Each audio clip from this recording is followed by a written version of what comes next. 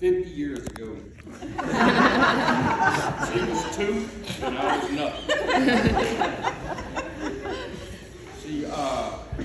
She was so happy that she had a little brother that she could boss around and mold to her way of thinking. When my wife Carolina asked my mother one time, was he raised by wolves? She said, no, he was raised by Lisa. When we were children, Lisa and I, we would go through adventures. We would go and you know, I always relied on her, and I always felt safe because I knew with her we were always going to be safe. There was never going to be any problems. I've taken that and throughout my life, she taken that throughout her life. Lisa never found a can't do. She did not have a can't do attitude. She had a how to do. She was going to figure out the problem, and we were going to solve it. When we got to be adults, you know, me, Lisa, and Melanie, we never found a problem that we couldn't solve. She was the boss. Yeah. I was the logic, and Melanie was the can-do. But we all relied on each other. And we were there at the last minute at 10:50 when the blood pressure went down to 15, heart rate went up to 200, and went down to nothing. She slipped out. I haven't seen many people pass in life, but I can tell you, she did not go with pain. She went with comfort. My mama said, before the hour before she left, that mama told her, Lisa, you got your grandfathers, your grandmother, your real daddy, Becky, your brother, your father-in-law, they're all in heaven and they're all waiting for you. So when it's your time to go, go. We want you here, but it's your time. We don't want you to suffer and we don't want you to hurt. And she didn't. And I take pleasure in knowing that. But then after we were little kids, you know, she got to be in high school, and like they say, Shay and Bill Bates and Cheryl Michelle, they all were good friends, and they had a good high school time together. But then, as Java said, she met Java at Service Merchandise, and whatever friendship she had with the other people, she met her best friend. And he and she taught me and Melanie and my whole generation how to be a good married couple. I never thought that they were against each other. They were always for each other. It didn't matter how cockamamie either one of them was. Whether or not Java was going to, you know, quit a good job at TJ Maxx and go back to school to get a general education degree, whether or not Lisa wanted to be a game tester at EA or anything. They supported each other, and there was never, you know, they were always fans of each other. They always made each other laugh. I know that's how I aspire to have a marriage, and I know Melanie has a marriage just like that.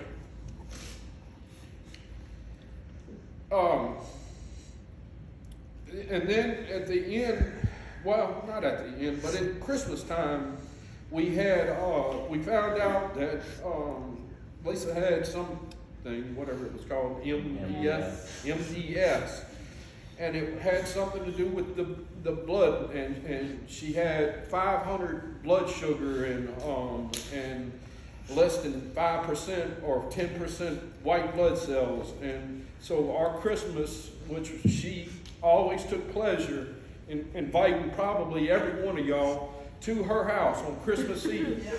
You know, and just because she was, just like we have said, that she loved everybody. She had no hatred in her heart.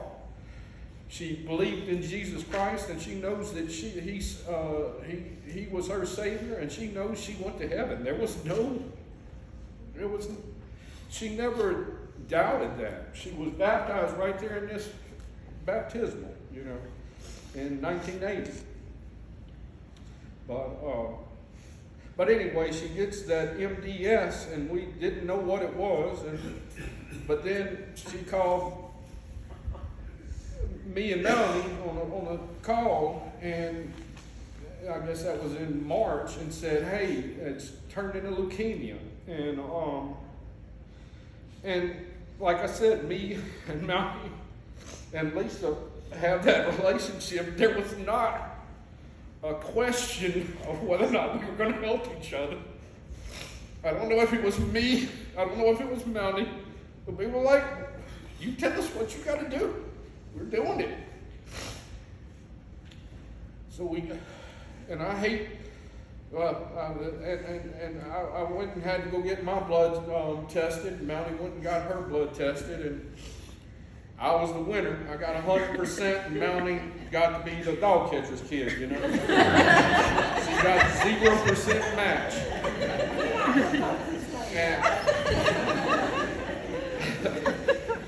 And the people at MD Anderson said, "Do you have any allergies?" And I said, "Yeah, I'm allergic to needles and blood.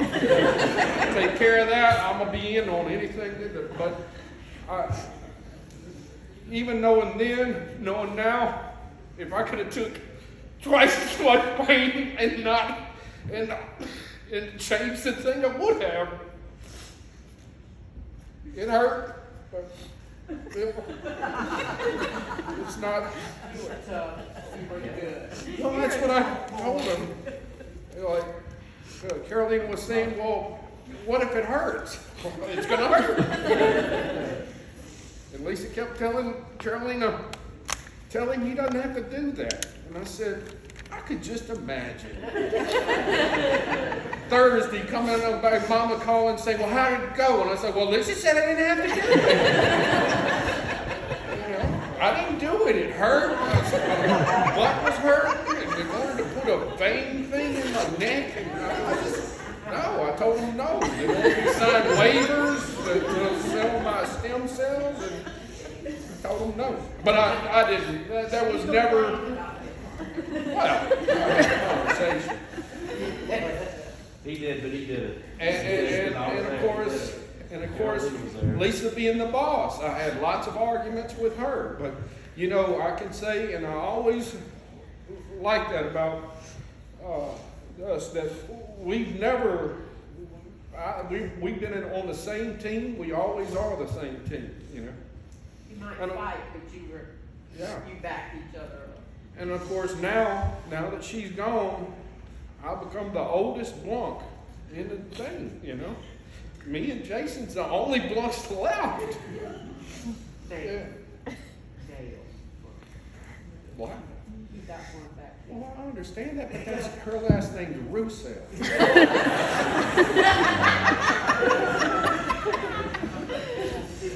So anyway. I loved her. I love her. She was my friend. She was my sister. And sisters and blood, they never end. You know. So there was never a. But I can say that Lisa had this thing about family. You know, she wanted everybody to be her family. She probably called half of y'all in here brothers and sisters, and I have to remind them, they're not your brother and sister, you know. They're your friends, but but she doesn't believe that. Like Java said, I'm more of a, I don't like people like she liked people. So I wrote down, Java, like I said, Java wanted me to write down a couple of stories, and I'll tell them, I guess. So, when we were little, the first story I called it was sharing. And when we were little, we lived on Glen Oaks Drive, and we would have a nanny or a babysitter, but I remember Lisa getting things she liked and we liked, you know, but we weren't allowed to have. She would come up with a scheme to share fairly, which never involved one for one, you for me, one. It always had a scheme. We shared, she found a whole tin of baby aspirin. And so it went, the share was that we went by age, and she was 8 and I was 6, so she got to eat 8 where I was for my 6. And then when the tin was done, she just threw it back in Melanie's crib area, and at the end of that, what happened? Melanie ate all them aspirin. Then one time she found the Flintstone vitamins, and there was the whole thing was I got a Dino and a Barney, and then she got the Fred and Wilma, but then she really liked Pebbles and Bam Bam, so she got those too. But to make it up for it, any broken ones I got for her. And then when, we were little kids, but she would share, she found some creme de menthe, you know, because grasshoppers were the thing. And she drank most of it because I didn't like the taste. But we were sure well told that Mama, we saw the nanny drinking.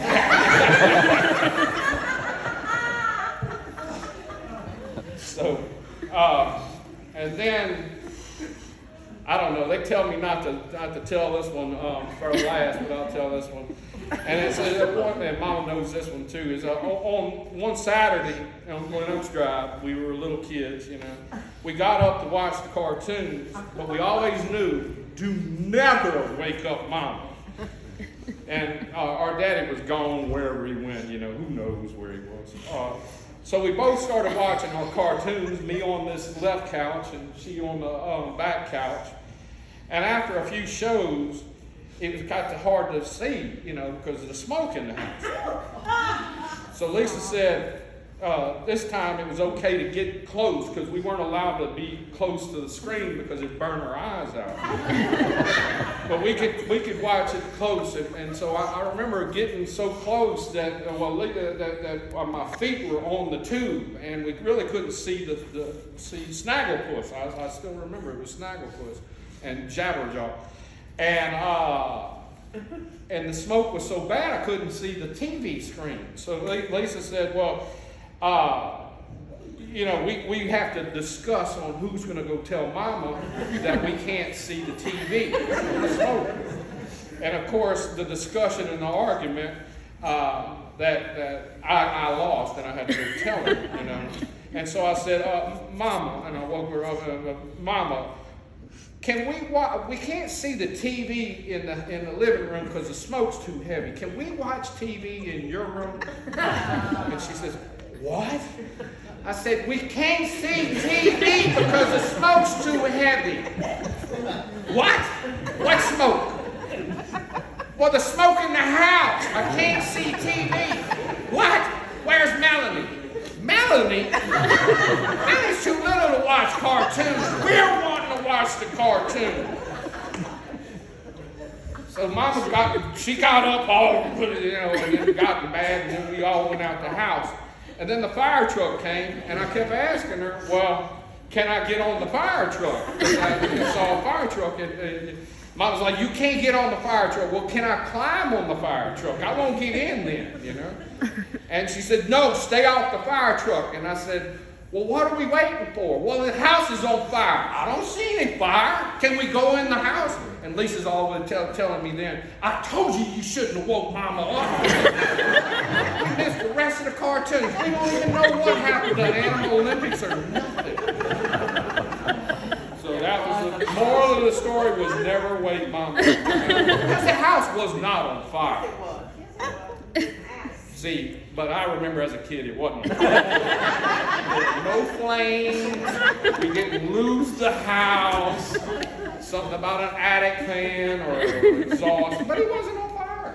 we could have watched the cartoon.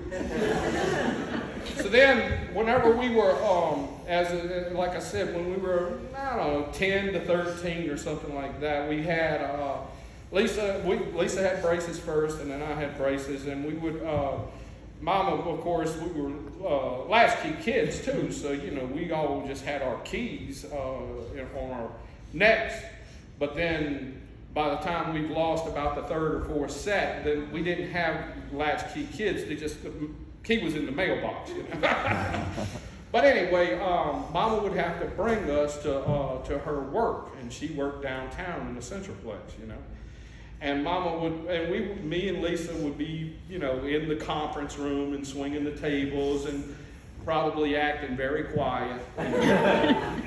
And Mama would say, "Get out of here! Go! You got 4 hours. Go away from here, and stay out of the fountain." Because there was a fountain that ran from Government Plaza all the way down to River Road, and it had stair steps. It went all the way down Centroplex. They filled it in so past now. It's like a big garden now. But so then we would race in the water down the stairs, but then you had to time it because some of the fountain would drop in there. Inevitably, we were soaking wet. So then we'd have to go around and try to find out how to dry out. But we would walk all over downtown, just unsupervised, and, just having fun, no money, no care in the world. Our 2 blue library cards, And we'd go to the library. We had them the blue cards only allowed the children. We could only check out the children. And I would go and dream about, reading all the books, and Lisa would go and she'd dream about being an adult and being able to check out the adult card, adult books, being the YAs, young adult. And she would pretend that, that she belonged on the 2nd floor because the children were on the 3rd floor. And she would pretend that she could read it, even though, it was kind of hard. And she would talk to people like Deb was talking about. She'd talk to anybody that was sitting there, and they probably looked like Brad, They probably smelled like a garbage can because they lived outside the library. And Lisa would say, hey, come meet Bob. Or come meet what? I don't want to meet Bob. Bob stinks. Well, don't tell Mom, because that was always the motto of between me and Lisa. Never tell Mama anything. Melanie, she was 4 years younger. She told Mama everything. But we would go and Lisa would like to we'd go and do door checks, and we'd check the doors and at the museum and the old governor's mansion and all that. And if it was open, we was in it. And, I remember a time that we went into the old governor's mansion. It's closed, and she found a door. And she's, I live here. This is my house. Come on, Kevin. And I'm like, I don't want to do this. Let's go. This is stupid. But we would go to the museum and then they'd have that penny crank thing, and she's like, we need money. I need a souvenir. And so then she'd have me go over there into the fountain and go in there and fish the quarter and the penny out. And then she'd have the thing that said, welcome to the state capitol or whatever. Don't tell Mama where I got this from. I found it, This is my trophy. We would go into the old governor's mansion, no, old state capitol, and that wasn't a museum back then. That was an office building. and security was always trying to chase us on. But it always gave me, and Jerry remembers, a sense of adventure, we were never going to get in trouble. We just wanted to get lost. We were just going to, find our way in the world. And of course now, and Lisa, she never had a sense of fear or a sense of can't do or a sense of, And then she instilled it in her daughters, you know, and I want to, recognize both her daughters. This 2022 it's a bad year, but it's a good year because both of them are graduating from a 4-ish year university. And I look forward to her and Morgan, that I got 3 nieces that are, that graduated, have and will graduate this year. And I'm so proud of it, Our generation, we graduated all the university. Y'all's generation, y'all are graduating too, It can't get any better for our family, Lisa did instill reading, education. She never, she was not the person that even if she was tough on y'all, but she still did not let y'all be the bums of the world and not worry about bettering yourself, because there's lots of people that are, but she didn't. And she's very proud of it. I'm proud of it. She's proud of it, and y'all are doing it. It's not, you get the education in spite of or with, but you still get the education. Stay out of the fountain. Oh, Lisa and the celebrities. So Lisa, like Jabba says, she liked to read, she liked to do whatever. But sometimes she did she did come across celebrities, but it always went horribly. So when I was in college, as Jabba was talking about, we would go to Bennigan's to eat, and that was right there by the mall. And as we were all waiting for a table at the bar, a man was walking around with a big grin, and he was just so happy, and me and Jabba knew exactly who it was, he was starting quarterback for Washington Redskins. He had just won the MVP for the Super Bowl that year. And when he saw Lisa, he just immediately went on in there, And he put out his hand and he says, "Hi, I'm Doug Williams. How are you?" And she says, "Hi, I'm Lisa K. Blunck. Who are you?" And we're like, "That's Doug Williams." "I don't know who that is." John was like, "You watched the Super Bowl." Okay. And then years later, we went. We were very excited about going to see the Don Henley concert because the Eagles hadn't been reunited or anything like that. And me and Jawa, we wanted to go see it. Jawa was singing the Dirty Laundry song or whatever, and so we went to concert. Well, Lisa said, "I want to go too." Well, and he's like, "Well, but you don't even know any of the songs." "Oh, I do. I know them all, And so she insisted on going, and she liked him. So we sat down, and I don't know, I can't even remember the opening band. It was horrible, and we were like, me and Jeff was just ragging on this Tommy Gunn or whoever his name was. But so Lisa pulls out a romance novel, cracks the seal. But then all of a sudden the house lights go down, and Don Henley comes in, and wow! Woo! Except Lisa, she's sitting on that. She's never picked her head up. She's just free. She's got to squint because there's bad eyes and bad light in there. John was like, "Why did you want to go if you didn't want to go to this concert?" "I heard everything they said."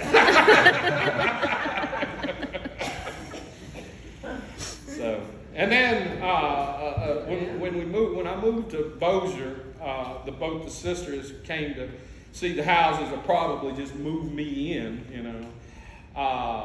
and we went to the place called Rocket and Rodeo. We walked over there to sing karaoke. Well, the karaoke over there, there's a sort of famous country singer. His name's Trini Triggs.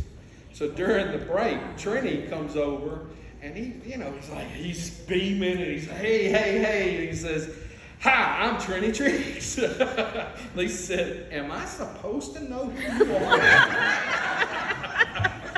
He said, I'm pretty famous around here. I put out some albums. And she quickly Google searches it. And she said, I've never heard of any of these songs. You're old.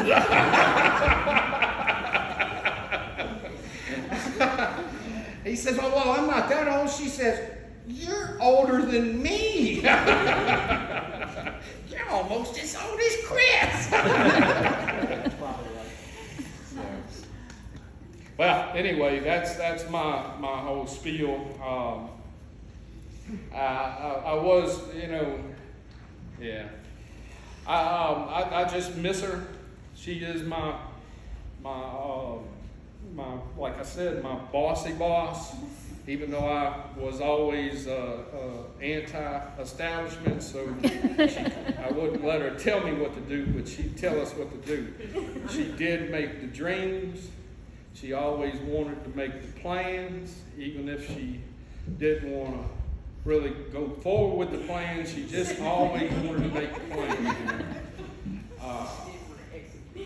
And me and Melanie and the whole family, we're all gonna miss her, and it's gonna be a hole in the heart. And I don't know, Monkey's probably gonna have to stand up and try to fill the hole.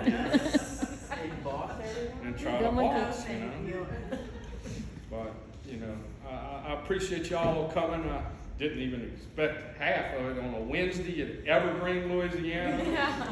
I'm sure Google Maps was just really trying hard to figure it out. We apologize about the cell service and the data. But we appreciate, we welcome you to this little church, and of course, the history of it is we've got 6 generations here in this cemetery, and her grandfather and Jabba would be buried here, and Mama will be buried here, and her, like I said, grandfather, great-grandfathers, aunts, uncles, all of them are here. So, and the azaleas are pretty in the springtime. I guess I'm done. I'm done.